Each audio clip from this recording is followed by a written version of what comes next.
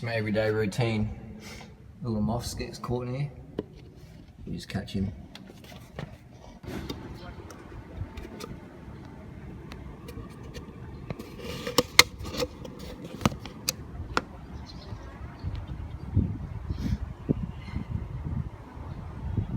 There's another one.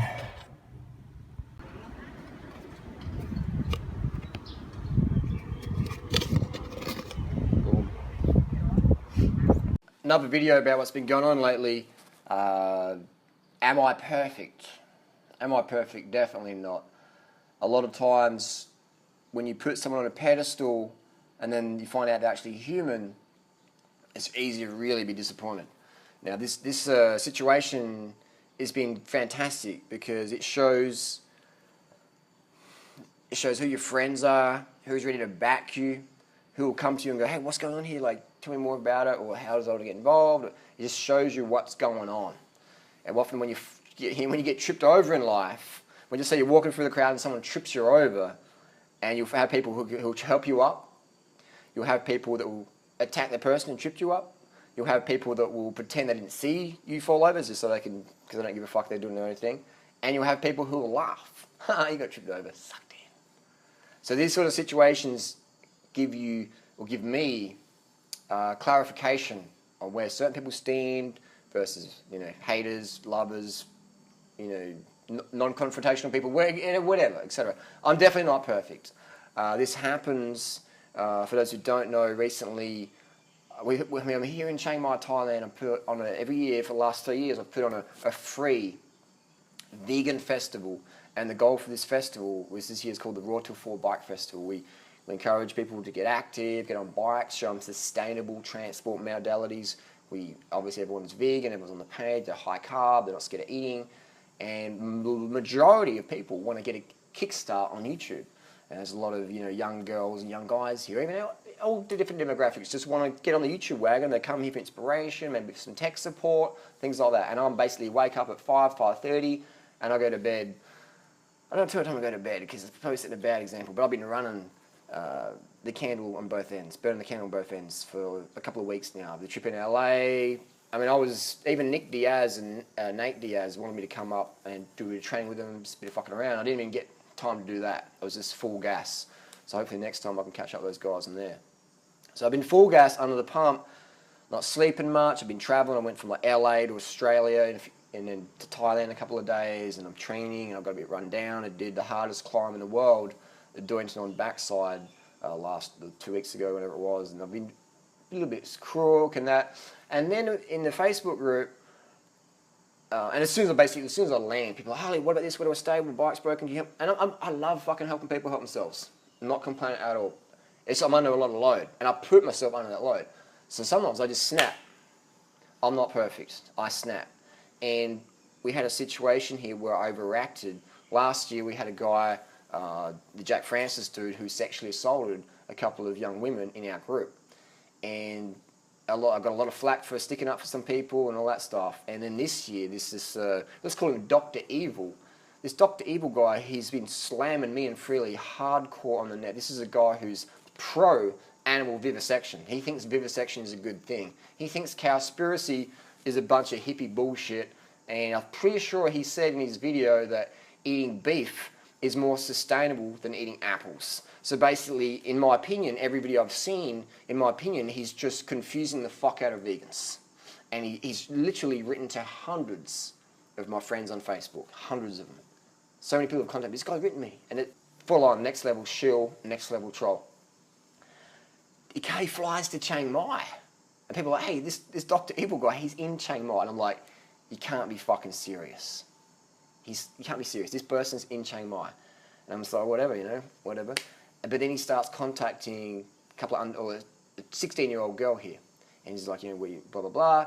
And I'm just thinking, no way. This is not happening again. And then a few other people writing to me, anonymous on Tumblr, probably a few troll comments. And I just lost my shit. And then I got told this guy wants to fight me. He says, just go to the ring and stuff like that. And he starts making videos, I don't care, like, if I die fighting Durianrider. So this guy's just like, and he plays a song called Murder venue while he's doing a video about me. And people say, you should just go and have a nice friendly chat with him. Would you go and have a nice friendly chat with someone who's a vivisection fucking promoter? Someone who's slamming your girlfriend for all her hard work, just trying to debunk it all. Would you go and, let's go and hang out and have a chat. Let's go drink some beer. This guy drinks beer at karaoke. Stays up till God knows it. I'm up at 5, man. And I get on the bike at 6, and we're helping people. I don't have time to talk to these quacks, man. Nut jobs. So anyway, and the banter started on, and then there's another little troll coming to Chiang Mai, and they're just starting to do videos and post comments about why Durianrider's wrong. And I left a comment on this guy's Facebook page. He's got like 5 followers. Instagram's got 2 followers. And I said, you know, if you're so tough, if you want to fight me, come to my Q&A and bring your pedo mate. You know, bring your pedophile enabler or whatever. And I use that word just out of frustration and overreaction. But I didn't put it on my page. I didn't put it on YouTube. I just put it on like a little thing that maybe a couple of people saw it. Until those guys, and I deleted that comment. I deleted that comment because afterwards I thought, oh, that's probably overreaction. I'll delete that. So I deleted it. But before I deleted it, they did a little screenshot and just made video after video after post, blowing it out bigger than it was. So it's a bit like you having a debate with someone and you call them a fuckhead or whatever. Have you ever said in your life something to someone that you regretted?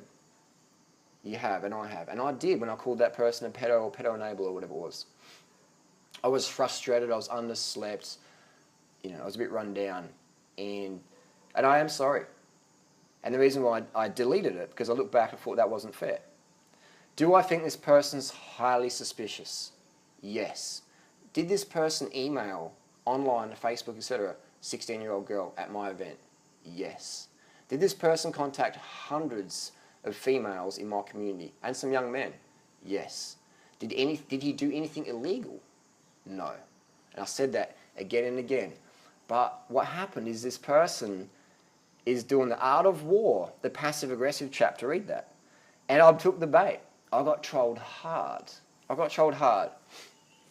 He, very strategic, very strategic. I grew up, most people know my past. I grew up in a rough part of Adelaide. Regularly, there was gang fights, we were getting arrested by cops, I've been stabbed, people have been stabbed, fights.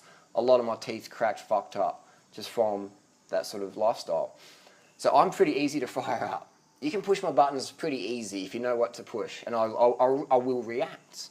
I will react. So this guy pushed my buttons, took me out of context, and ran with it. If he was so concerned about being called a pedo, why did he make video after video after post saying, look what Durianrider called me, when I only called that to him and his buddy on this little Instagram, Facebook thing that no one sees? Because they baited me, I overreacted, and I apologise for that, but it's too late now because they ran with it. They trolled me hard, they made me out to look someone worse than I am. When I was called a pedo by Tana Mungjo, and I probably had over 30,000 comments on Freely's channel, my channel, all this stuff, because Tana Mungjo did a video, I got banged with a toothbrush, and Freely was doing a response to that or whatever, and I walked past and I'm like, did she just say bang with the toothbrush? Like what? Like who lets their 17-year-old daughter get on YouTube with a push-up bra and lip injections and a nose job and say I got banged with a toothbrush? Like you're going to attract some negative attention there, you know. And I said jokingly, oh, if everyone's got a live link, then send it to us. We'll do a reaction video or whatever. So. But I got slammed for that. And I was just joking around. And Tana knows I was joking, but she didn't make any effort to say, oh, don't call Durianrider pedo or whatever. And I don't really care. But then Vegan Gains gets on the wagon, someone I've helped out a lot for years. And Vegan Gains never called out that Tana Mungjo girl, and they're saying, hey, you should be more responsible for what you call it. No. But Vegan Gains, rather than come... I've been emailing Vegan Gains almost every week for well over a year, maybe 2 years, I'm not sure, I have to double check.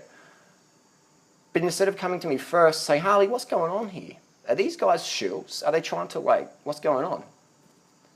Richard, aka Vegan Gains, went out and just, boom, just threw me under the bus.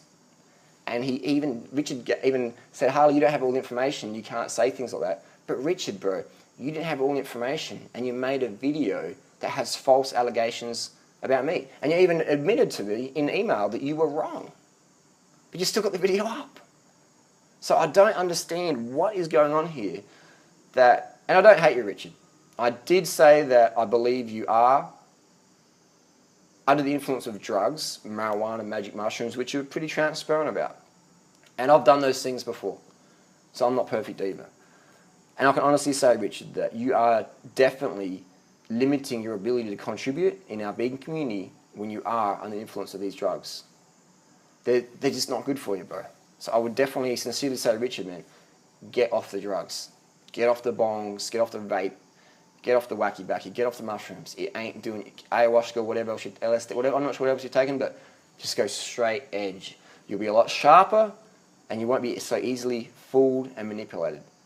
I'm making a video, putting this in the video, not to flame Richard, but just to highlight that I've contacted Richard about this before I put it on YouTube. Richard didn't contact me before he made a video throwing me under the bus. And my issue with Richard is, why would you, this guy, Dr. Evil, in his videos, correct me if I'm wrong, anyone correct me if I'm wrong, he supports animal vivisection. This guy's changed his name in 2002. If you look up the Canadian authorities. He put up a police report recently. It's not even stamped. It's not even an official police report. It's not even a fingerprint option. It's just a Photoshop. He put up his passport in some Chinese thing. I said, hey, buddy, that passport's not even real. And he put up another picture of a passport, and it was all like blurry, and he blurred out his date of birth, etc. And he has a couch surfing account that's unverified. If you're an unverified couch surfer and you're a man and you're asking teenage girls, where are you staying in Chiang Mai? Or you're saying people, you can come and stay with me, there's only one person per night per allowed. You can't bring a buddy. That's highly suspicious. Is it illegal? No, it's not. And I never said it was. I overreacted because of what's happened in my community last year. And I went to the police. People say, well, you've got to go to police. I went to the police. I waited, I think it was maybe 2 hours or more outside of the Palm Beach police station, which was on a Sunday. And I rang up and said, I've got to report a sexual assault case. And they're like, no worries, mate, someone will be out soon. And there was police officers in the building. I saw them coming in and out. And I'm just going to wait here. And I've got some video footage of that. I'll try and find it.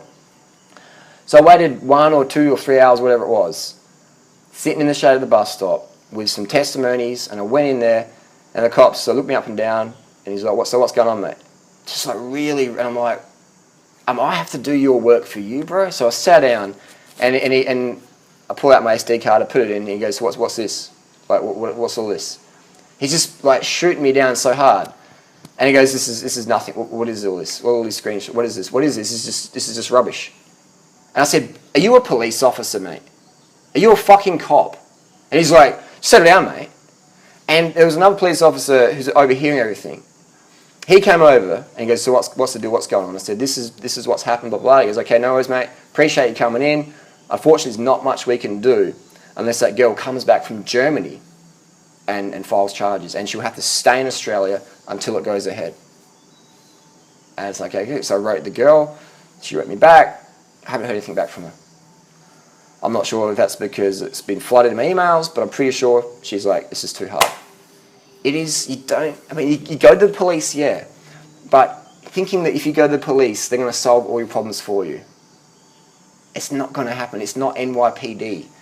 It's not Bad Boys on TV where the cops kick down the door, arrest a criminal, drag them out. It's not that easy. It's got to go to court. It takes years. And most of the time, people just give up, especially when you're dealing with girls, because girls don't have the testosterone level of men. I've got a lot of testosterone, sometimes too much, and it gets me in trouble, especially when I write shit on the computer. And I apologise for that. I apologise for calling that guy a pedo, and I had no evidence. I was highly suspicious, I overreacted, and I'm sorry. Am I still right about the other stuff I said? Yeah, but no one focuses on that. People focus on what I did that I apologise for, what I regret, and what I did I just showed him and his buddy, but then they blew it up. They pretend, oh my God, look at how bad Durianrider is to me, like it's all this stuff. But you guys are the ones who publicised it. I didn't. I didn't put it on YouTube. I didn't put it on my Facebook page. Even that thread that I created in my private group, I said, look, I can't prove it yet. There's allegations, but this guy's highly suspicious. Look out, girls. Look out, girls. And I did say, if you come face to face with him, make it relatively non-violent. He started the violence. He was saying to people, Durianrider's a skinny weed. Look how skinny and scrawny he is. But then, I smashed Durianrider. Durianrider is a piece of whatever. But then at the same time, he says that carbs make you fat. He says he's into long-distance riding and he's cycled all over the world, but yet he has no pictures of that. He says he's got university degrees, but one of my friends who's a bit of a bookworm is looking around, he can't find anything. He can find stuff he's written, but when it says where he's actually studied or what qualifications he has, it says independent scholar. So we have someone who's just come into the vegan world. Their first post, if you look at Google on top of their name was 2015, and it links to videos sledging us. Is this person a shill employed by Meat and Dairy? I don't know. Yes, he could be, he could not be. He could just be a full-on hater. Either way, he's definitely a hater. But people take him so seriously. But if you watch carefully in his video with Cowspiracy, he's sledging it. Every single video, like I said before, is trying to confuse vegans and sledge them, etc. Just to get people, just go in there, create, divide, conquer, Trojan horse style stuff. I'll wrap it up in that I do overreact, and that can make me do things I regret, and I do apologise for that. It can make people lose trust in me, because then they're like, well, Harley, you did that. Is you boy that cried wolf? So I'm making this video for the people out there. I'm making this video for the haters. The haters, they already hate. Doesn't matter what I do. This video is for the people who generally sort of care for me or care for what I've got to say, and they're confused and they're like, what's going on? That's what's going on. I aggressively defend my community, especially the young guys and the young women. We have a lot of vulnerable people here. We got people trying to get off drugs or overcome eating disorders, etc. So I aggressively defend that. And sometimes I don't get to sleep, or I'm traveling or whatever, and some people push my buttons, and I definitely take the bait and I overreact. And for that, I am sorry. What else can I say? Almost forgot. So Dr. Evil has a Patreon account, and he's making a little bit of pocket money now. He claims that you cannot upload YouTube videos or have a Google account if you live in China. So he says, hey guys, I'd like to contribute more. Just sign up to my Patreon account. Give me money and we'll do it all there. But he's magically just disappeared. Now, I know that's 100% a lie. There's a guy on YouTube called Aussie Vegan Athlete. I'll link it down below. And he uploads videos from China regularly. And I can tell he's still in China. He's OJ. He's coming out festival last year. He's a legit guy. Check out his channel. He uploads vegan lifestyle in China, from China. And he uploads his Strava data from China. So you can tell he's actually in China uploading YouTube videos from China. But Dr. Evil says, hey guys, I'd really like to keep doing, I've got to go back to China. Give me money to keep in touch. Because, like in China, there's no Google, there's no YouTube. That is 100% fabricated lie. And there's plenty of Chinese YouTubers out there. You can get a YBN, or whatever it's called, YPN, and you can still upload videos. So this guy has lied to his audience over and over and over. He's refused to give any legit certification of his criminal history, of his actual date of birth, his birth name, which we know is not true what he's saying, things like that. There's this allegations of domestic violence with his ex-wife, who lives in France. There's a lot more to the story. What am I trying to get at? What people are on the internet isn't always what they appear to be.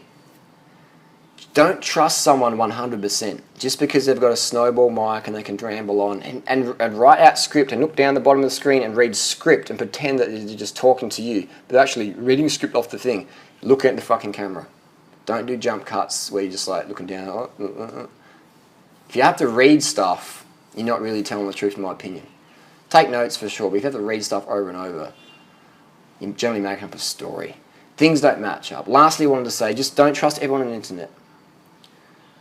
Example is, a Polish couple were in Chiang Mai recently, and one of them had a crash on their bicycle and broke their wrist really bad. and can't ride. They haven't been coming to the Q&A. They have a motorbike, but they haven't been coming to the Q&A because they were scared that I would call them shit cunts or whatever. So they thought I was this like hyper-aggressive person, and if I saw someone who's up on a cast on their wrist on a motor scooter, I'd say, get out of here. No. You have a medical exemption, you're definitely welcome. And there's people who've ridden their motorbikes up the hill and just listened to the Q&A. That's just going to happen. I'm not going to call you out. But there's people on the internet who pretend to be something they're not. I often pretend to be some crazy motherfucker. But there's plenty of people out there who pretend to be really nice and charming and charismatic and stuff like that. But in real life, they can be predators. So I encourage all the young crew out there, the young guys and the young girls, be careful of who you put your trust in.